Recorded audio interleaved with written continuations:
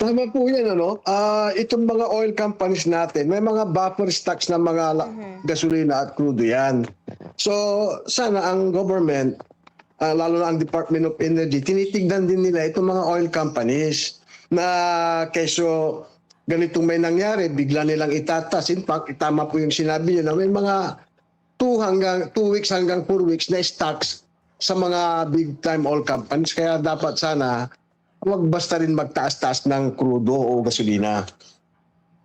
Yes po. Sir Bernard, so anong ginagawa po ngayon ng Autopro para kahit paano maibsan yung maaring maging epekto po nitong tension nga po sa Middle East, makaka-apekto po sa presyo po ng langis at hindi ganoong maapektuhan yung kita po ng ating mga operators at syempre ito pong mga drivers po natin, sir?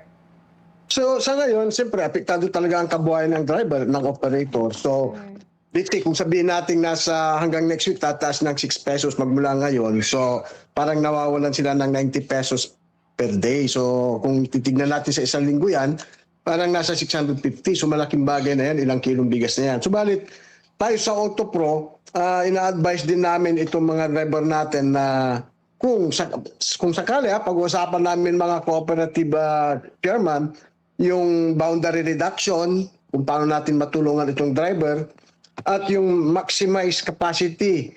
Halimbawa, wag naman yung mga driver natin na ikot na walang karga. Aha. At pangatlo, yung last recourse namin is yung consolidated trips. Dapat pag umalis talaga ng terminal o kaya kung sa waiting area, sigurado yung may kargang pasayros yung jeep para hindi naman sila tatamaan ng husto. Okay po. Sir Bernard, another thing kasi medyo malapit na naman po yung bakasyon ng mga estudyante po natin na maaring makaapekto na naman po sa kita po ng ating mga operators at mga drivers po. Well, siyempre, hindi natin maiwasan yan. Ano? Karamihan yan, pag ganitong parating ng bakasyon, marami ring driver ang parang sa isang linggo, mga 4 na beses lang sila babiyahe, gano'n. So, apektado talaga yung income.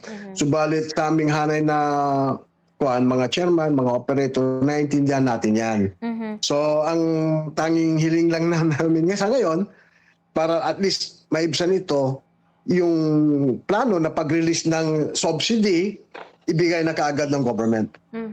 Sir Bernard, baka meron po kayong mga panawagan, mga mensahe sa ating mga kababayang drivers and operators na yun nga, isa po sa talagang maapektuhan po ditong pagtaas po ng presyo po ng langis sa world market dahil po sa tension sa Middle East. Go ahead po, Sir Bernard.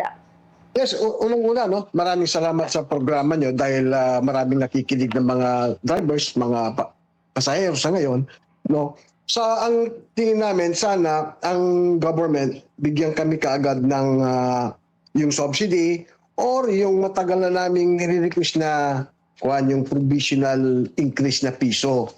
At huwag mag-alala itong mga mga pasaheros natin kasi once na nirelease din yung subsidy namin, siyempre hindi rin kami magtataas ng pamasahe. Depende rin yan kung anong kahinatnan ng dulo sa Middle East. So, para naman balansyado ang kita ng driver, ganun din sa mga mananakay.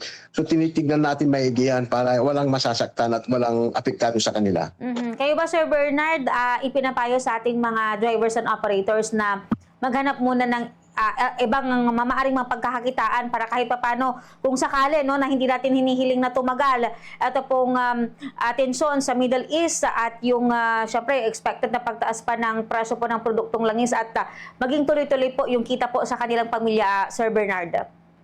Well, ang ipapayo namin sa kanila, tulad ngayon, kasi sa LGU natin sa Dagupan, pinapatupad pa rin yung single coding. Kaya medyo marami ang jeep ang bumabay. Subalit pag dumating tayo sa ganitong punto, mapipilitan din kaming pupunta sa Sangguniang Panglungsod para ibalik yung double coding ng mga jeepneys natin. Kahit paano, magbabalanse siya, tataas yung kita ng driver, at least hindi masyadong gas-gas yung mga jeep natin. So double coding siguro ang pwede naming gawin. Maraming salamat, Sir Bernard. Mag-iingat po kayo, sir, and God bless po.